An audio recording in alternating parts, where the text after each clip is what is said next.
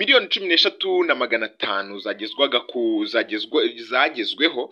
Uyu ni Coach Gaël, Rocky, Ariyakuru ndetse na Clement batanze amafaranga bemereye umuryango wa Jay Polly.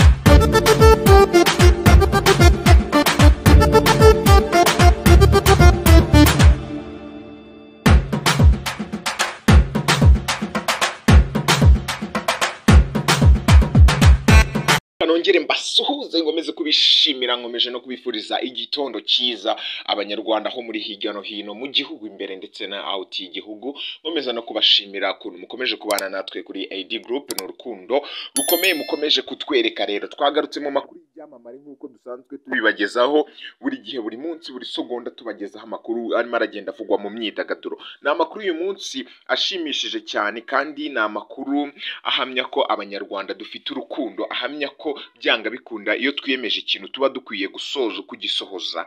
Ni n'ibintu kandi nkomeza no kugenda nshimira abantu, ni umuco mwiza uri kugenda uvuka mu bantu. Ibi rero mbivugiye iki? Ni miliyoni 13,500 zagezweho. Uyu ni Coach Gaël, Rocky, Ariyakuru ndetse na Clement batanze amafaranga bemereye umuryango wa Jay Polly, abagore ndetse n'abana. Ni ibintu byiza cyane, ni ibintu byagezweho kurubera Platini P, ni umwe mu bantu bakomeye cyane. Rero ni kuri tariki rero 30 z'ukwezi kwa gatatu, ni mu mwaka w'ibihumbi 2024 nibwo habaga igitaramo cy'amateka gikomeye cyane cy'uwitwa Baba Experience cyangwa se Platini P. Amazina ye nyakuri yitwa Nemeye Platini cyangwa se Platini P.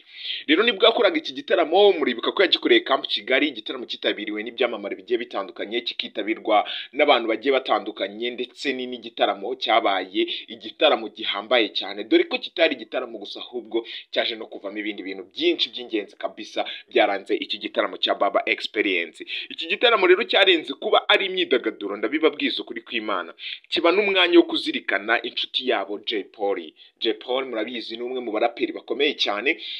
Rero iki gitaramo twabashyigikiyemo Jay Polly, baramwunamira kuko ni inshuti yabo, ni inshuti ya Platini P, ni inshuti magara, barakoranye cyane, babanye muri industry yo muzika. Murabizi abantu rwose mukurikirana entertainment, niko kuri guhari, nta wagukuraho. Platini P yari inshuti rero ikomeye na Jay Polly. Rero Platini P rero yakomeje kugenda atumira abana, abagore ndetse n'inshuti zose za Jay Polly kugira ngo baze kwifatanya, kuko yari yapanze uwo mwanya wo kuza kunamira Jay Polly. Rero Platini P rero yakomeje kugenda agarura aba bana n'abagore ku rubyiniro, aho yaje no kubemerera amafaranga asaga 1M, ndavuga miliyoni 1 y'amafaranga y'u Rwanda. Aravuga ati namwe mwabyamamare mwe, namwe mwese muteraniye hano, mukuri kw'Imana mwerekana urukundo ku muryango wa Jay Polly.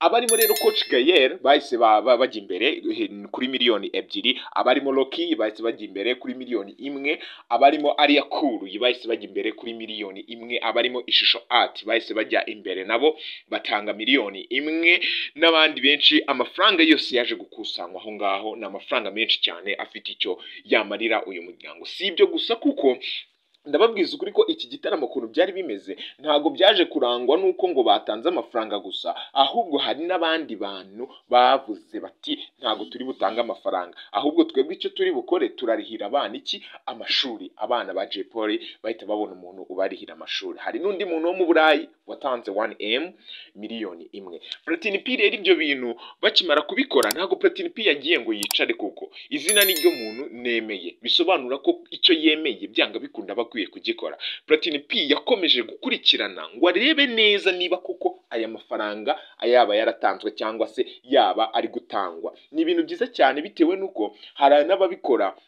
babikoranye umutima kandi bakanazirikana, nka Ariyakuru ku ikubitiro yahise atanga ya miliyoni 1 yari yemeye kubahereza, ayibagezaho. Abanyarwanda mwarabibonye, muratangira muravuga ngo kuri hano kwiyerekana no kugira gute, wewe waziyerekanye uri gufasha abantu, hari icyo bitwaye. Ibyo ngibyo nta kintu biba bitwaye, ntimukajye muvuga mutazana nk'amasaga zasaga z'ejo bundi ngo ibiki n'ibiki nko ku Isimbi TV ngo byagenze ngo yagiye kubakira umuntu, ngo bagiye kwitaha inzu, ngo ni akazi ke arabyemerewe sabe kuba yagenda akavuga ngo ngiye ngiye gutanga inzu akamanura kamera akamanura n'abandi bantu biriya ni ibintu byiza ahubwo bijye bigutera ishyari ryiza nawe ukora ibintu byiza cyane yes rero nuko nguko byari bimeze kuko Nemeye Platini yakomeje gukurikirana ngo arebe niba koko ayo mafaranga azatangwa nibyo koko ibintu birasa nkaho biri kugenda bigera ku musozo kuko abarimo nka Coach Gael nibwo batangaga miliyoni 2 Rocky Entertainment nawe nibwo yatangaga miliyoni 1 yemeye uwitwa Ishimwe Clement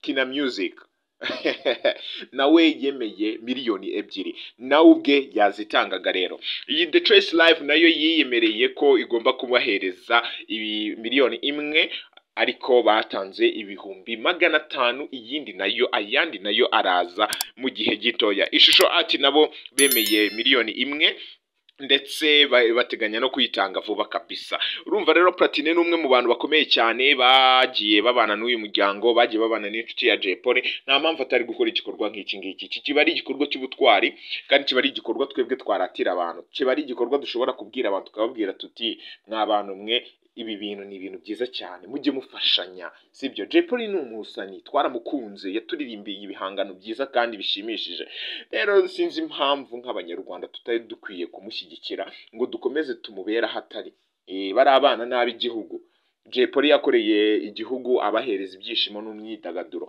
niyo mpamvu rero nk'abantu twagakwiye kumenya ko uriya numwe mu bantu bari bakomeye cyane tugakomeza tukanafasha famiye ye kugira ngo itazagira ubuzima bubi dukomeze twihanganishe famiye ya Jay Polly ni mu bihe bitari bigoye ni bihe bitari byoroshye ni bihe bigoye kubura umuntu nkuriya kabisa cyane cyane kuri aba mama babuze papa w'abana ni ikintu kiba gikomeye cyane rero Platini P rero nibwashimangiraga ko ari Nemeye kabisa Nemeye sinzi ukuntu nabivuga yemeye nyine iyo yemeye ikintu abagomba kugisohoza murabizi ko rero ngewe nigira Dukunda Junior Kevin nkaba nkora kuri AD Group dukomeje kubasaba ubufasha bwanyu like comment even n'ubundi bufasha bwose wabona jya muri description usome harimo ikintu bita amakuru yose twifuza kubagezaho harimo nimero yanjye ushobora no kunyandikira ukambwira ukuntu ibintu ubyumva n'ukuntu ibintu bimeze ubufasha ukabunyuza kuri iyo nimero byose kabisa mu minsi mike nzatangira kujya mbibashyirira no kuri video zacu kugira ngo mukomeze mudushyigikire turebe ko twatangira gukora ibiganiro noneho biri clear bimeze neza bifite amashusho meza bifite amajwi meza n'ibindi byose tuzakurushaho kugenda tubinonosora murabizi ko mbakunda cyane uyu munsi ndaza gukora interview muze kuyireba n'ukuri ndabinginze mbasabye imbabazi muze kureba iyo interview murakoze cyane ndabakunda thank you